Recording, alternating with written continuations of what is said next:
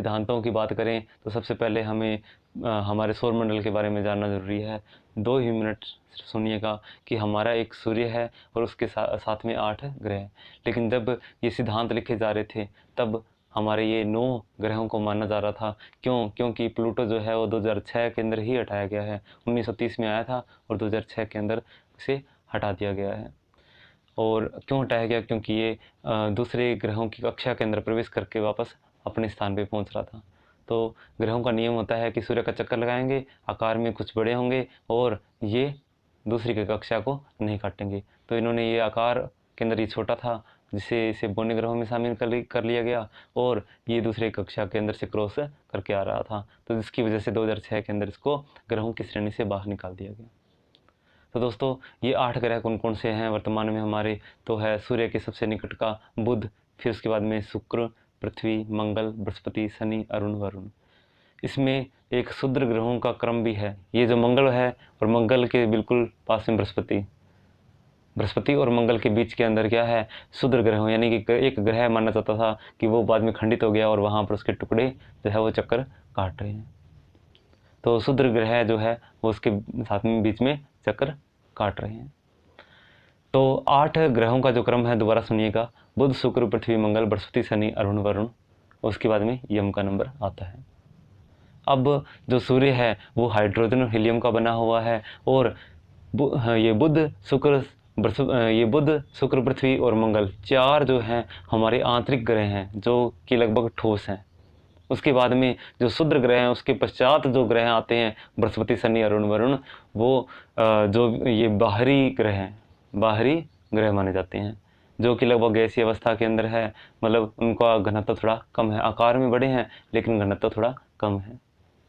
तो इतनी चर्चा आपने इसके बारे में कर लेते हैं। तो इसके बाद में पृथ्वी की उत्पत्ति से संबंधित सिद्धांतों की ओर चलते हैं। पृथ्वी की उत्पत्ति संबंधी विचारधाराओं में देखें तो हमारे सबसे पहले जो है वो धार्मिक विचारधाराओं का जो है प्रचलन था। उसके बाद में धीरे धीरे क्या है, वैज्ञानिक विचारधाराओं ने उनका स्थान ले लिया। सबसे पहले जो बात करते हैं तो इसको 3 भागों में बांटा गया है। पहली विचारधारा है वो एक तारक परिकल्पना, फिर द्वितारक परिकल्पना, फिर तीसरी वैज्ञानिक परिकल्पनाओं में शामिल की गई है। अब ये जो एक तारक परिकल्पना है इनमें सबसे पहले जो सिद्धांत देने वाले हैं, परिकल्पना बताने वाले, अपने विचार प्रकट करने वाले हैं, तो वो फ्रांस के दार्शनिक थे कास्ते द बफन। क्या नाम था? कास्ते द बफन। 1749 के अंदर इन्होंने अपना सिद्धांत जो धूमकेतु या पुच्छल तारा पर आधारित था, इन्होंने बताया था कि सूर्य से आकर एक पुच्छल तारा अपनी कक्षा में आकर टकराया, जिसमें से सूर्य में से कुछ पदार्थ बाहर निकला, सूर्य के चक्कर लगाने लग गया। तो ये इम्पोर्टेंट तो नहीं है इतना, लेकिन उन्होंने सबसे पहले जो सिद्धांत दिया था इसी आधार पर क्या है शुरुआत कर दी इन्होंने। तो इसके बाद में लगातार अन्य विचारकों ने अपने इस पे पृथ्वी की उत्पत्ति पे सिद्धांत अपनी परिकल्पना प्रस्तुत करने लग गए थे। तो इन परिकल्पनाओं में सबसे पहली परिकल्पना आती है किसकी? कास्ते द बफन की। कंपटीशन पूछ लेते हैं काफ़ी बार कि पृथ्वी की उत्पत्ति संबंधी सिद्धांतों में सबसे पहला सिद्धांत या कल्पनाएं किसकी थी? तो कास्ते द बफन की थी 1749 के अंदर। इसके बाद में एक तारक परिकल्पना के अंदर ही इमैनुअल कांट, कहाँ के रहने वाले हैं? जर्मनी के। 1755 के अंदर लगभग 6 वर्ष बाद में ही क्या है इन्होंने अपना सिद्धांत दे दिया। नाम था वायव राशि परिकल्पना। इन्होंने क्या बताया? इन्होंने कहा कि सबसे पहले स्पेस के अंदर, अंतरिक्ष के अंदर कुछ देव निर्मित पदार्थ थे जो कणों के रूप में थे। आकार नहीं बताया कितने बड़े कण थे, लेकिन अंतरिक्ष में क्या है देव निर्मित पदार्थ थे। वो पदार्थ क्या थे? ठंडे थे, उसमें उष्मा नहीं थी, बिल्कुल क्या थे? ठंडे थे। दूसरा, उनमें गति नहीं थी, तो वो क्या है? गतिहीन थे, एक स्थान पर स्टेबल थे, खड़े थे, स्थिर थे। देखिए, ठोस थे, गतिहीन थे और उसके बाद में क्या है उसमें उष्मा नहीं थी, ठंडे भी थे, शीतल भी थे। अब जब ये सिद्धांत जो है इन्होंने आधार माना था किसका? न्यूटन के गुरुत्वाकर्षण सिद्धांत को। इन्होंने कहा कि वो जो पदार्थ हैं वो एक दूसरे से आकर क्या है टकराने लग गए। टकराने से उसमें क्या है ऊष्मा पैदा हुई। उष्मा पैदा होते ही लगातार क्या है, उन्हीं के टकराने के कारण पदार्थों को अन्य और पदार्थ आकर टकराए, उस केंद्र भाग में और अन्य पदार्थ आकर टकराए, तो उसकी वजह से उसमें क्या हो गई, गति भी पैदा हो गई, वो घूमने लग गई। अब जो ठोस पदार्थ थे वो उस लगातार उष्मा के कारण, उस गर्मी के कारण, लगातार जलने के कारण जो है वो वायु राशि में बदल गए। अब पहले जो शीतल थे वो क्या हो गए, गर्म हो गए। पहले जो स्टेबल थे वो क्या हो गए, गतिशील हो गए। और जो पहले जो ठोस थे अब वो गैसीय अवस्था में, वायु अवस्था में परिवर्तित हो गए। अब देखिए इसके बाद में इन्होंने बताया कि जैसे जैसे इसका आकार बढ़ता गया, यानी अन्य पदार्थ उसमें आकर मिलते गए, उसका आकार किसका, वायु राशि का निर्माण, उसका आकार लगातार बढ़ता गया, बढ़ता गया, बढ़ता गया। वायु राशि का लगातार आकार बढ़ता गया, वैसे वैसे उसकी गति भी तीव्र होती रही। कुछ समय बीता, गति इतनी तीव्र हो गई कि अंदर जो पहले फोर्स काम कर रही थी, कौन सा, गुरुत्वाकर्षण बल, लेकिन अब क्या है, एक घूमने के कारण जो है बल काम करने लग गया, कौन सा, अपकेंद्रीय बल, जो केंद्र से बाहर की तरफ काम करता है, सेंट्रीफ्यूगल फोर्स। अब इसमें क्या हुआ कि उस ग्रेविटी से ज़्यादा अपकेंद्रीय बल ने काम करना शुरू किया। क्यों किया, देखो जैसे मान लो एक पानी में बॉल जो है उसको भिगोकर आप बाहर निकालते हैं, उसे थोड़ा घुमाते हैं, तो उसके क्या है, ये जो मध्य क्षेत्र है, यानी कि इसका जो विषुवतीय क्षेत्र है, यूँ मान लो, उससे क्या है, पदार्थ बाहर यानी छिंटे दूर गिरेंगे।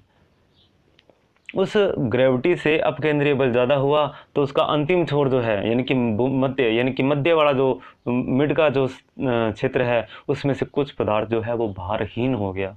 न तो उस पर ग्रेविटी लग रही थी, न अपकेंद्रीय बल, इन दोनों ने उसको क्या है, भार विहीन कर दिया। और वो पदार्थ का एक जो छल्ला है वो उसके क्या है, आप देखो ये जो वायु राशि थी उसका आकार इतना बड़ा था जितना कि वर्तमान में हमारा सौरमंडल। उसमें से एक वलय जो है वो अंतिम सिरे पर था और वो क्या हो गया, अलग हो गया। वलय जैसे ही अलग हुआ, वो वलय उसके चारों ओर घूमने लग गया। इसके बाद में लगातार उसमें से 9 वलय यानी 9 छल्ले उसमें से अलग हुए। उन्हीं 9 छल्लों के घनीभूत होने से क्या है, इकट्ठे होने से ग्रहों का निर्माण हुआ और वर्तमान में 9 ग्रह दिखाई दिए। इसके बाद में उन्हीं ग्रहों के ठंडा होने से पहले उनकी गति जो है वो भी क्या कर रहे थे, घूमने लग गए, और उनकी गति कम होने से यानी कि ठंडे होने से पहले ही क्या है, उसमें से भी वलय अलग होने लग गए।